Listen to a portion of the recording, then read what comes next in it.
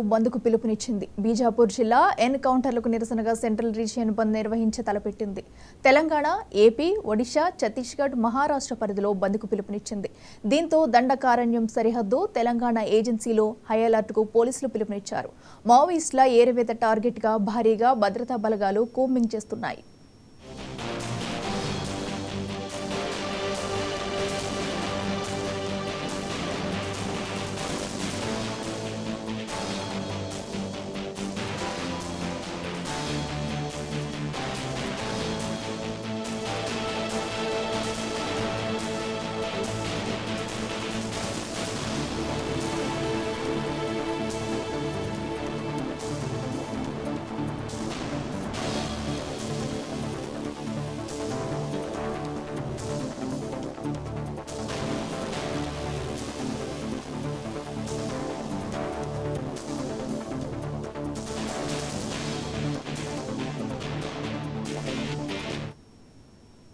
లోక్సభ ఎన్నికల వేళ కాల్పుల మూతతో ఛత్తీస్గఢ్ రాష్ట్రం బీజాపూర్ దద్దరిల్లింది. ఈ తరుణంలో సెంట్రల్ రీజియన్ బంద్కు పిలుపునిచ్చింది.